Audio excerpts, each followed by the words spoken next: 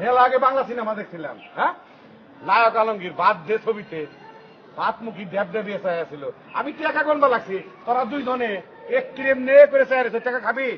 এই আমার নাম হাবিবুল্লাহ ভরসা, এই এলাকার ত্রাস, আমি ত্রাস। কত বড় ত্রাস হাবিবুল্লাহ ভরসা, তোর থেকে বড় ত্রাস আমরা, বুঝছস? তোর টাকাগুলি এখন আমরা নিব, আর আমগুলাকে কি জিনিস আছে তুই জানোস? দুইটার কপাল ভালো যে এলাকাটা আমার না, যদি আমার হইতো দুই পায়ের উপরে ভর করে খাড়ায় থাকা পারতিটা, বুঝছস? নিজের এলাকায় কুত্তাও ঘেউ ঘেউ করে, এটা আপনার এলাকাও না, এটা আমার এলাকাও না। এখন খেলা শুরু হইব, দেরি কাটা জিতে। আজকে খালি মেশিন পত্র মানে যন্ত্রপাতি থুই আইছি, তাহলে দুই জারে এক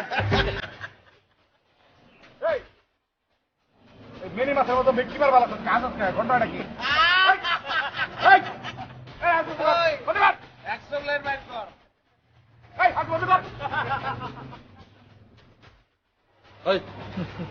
দেখছস না এটা? ভাই আপোষে টাকা দিবি, নাহলে প্লেট দিয়ে খাইতে 800 টাকা লয়ে যাবো তোর।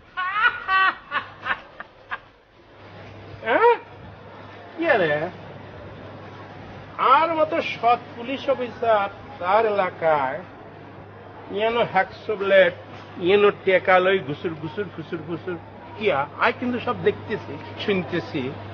স্যার হয়েছে কি, ওই যে 5000 টাকা দিয়া তার কাছ থেকে গাছটা কিনছে স্যার, এই জন্য গাছ কাটতেছে। বড়ই গাছ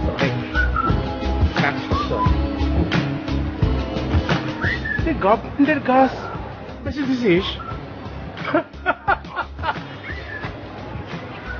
স্যার মিথ্যা কথা বলেছে স্যার, আমি সরকারি গাছ বেশি। আরে ভাই আপনি সাক্ষী না, হ্যাঁ। কথা বল না কেন?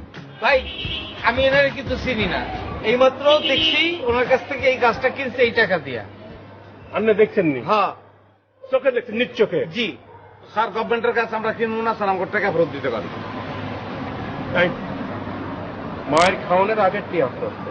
স্যার একদম হাসা কথা বলেছি। গুলি খাওয়ানোর আগে টিয়া ফেরত দে। উনি স্যার ছাটা পড়া মিথ্যা কথা বলল, দুজন এক।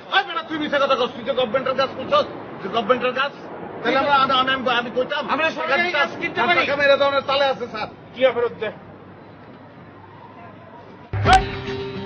টিয়া ফেরত দিতে বলতেছি, যা। আর এক সেকেন্ড নিয়েনো দেখলে আর আঙুল ট্রিগারে চলে যাইব, গুলি বাড়া দিতে পারি। যা যা যা। জান পরে বুঝুন না, জান ভাই আমার গরমে আপ না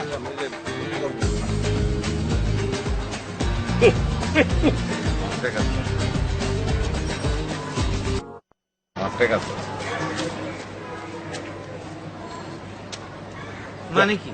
স্যার আমরা তো বোঝাই না স্যার, আপনি মানে ভুলে মনে হয় বাকি টাকা পকেটে ঢুকাইছেন। স্যার আন্নে কি মনে করছেন যে আই বোঝায় টিয়া যে তার আন্নে গন না, আই কি বুঝি না, সে যে কাশিবরিয়া সাক্ষী সেটি যে আমি বুঝে ফেলাইছি। স্যার বুঝছেন যখন তাহলে 50-50 করেন, অর্ধেক আপনি অর্ধেক আমরা। আরে কি লাঞ্চ করবার টাইম দিবে না?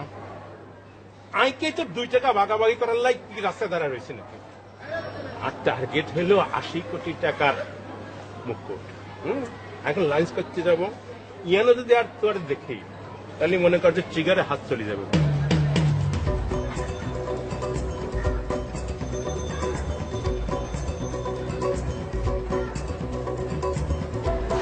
কি কইল?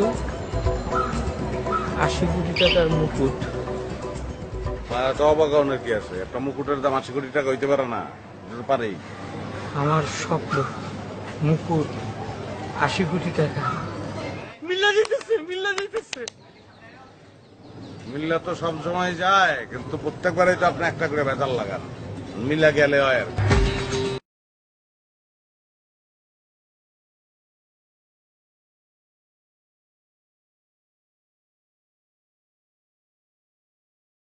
মুকুট আমাদের বংশ ঐতিহ্যের একমাত্র ধারক এবং বাহক।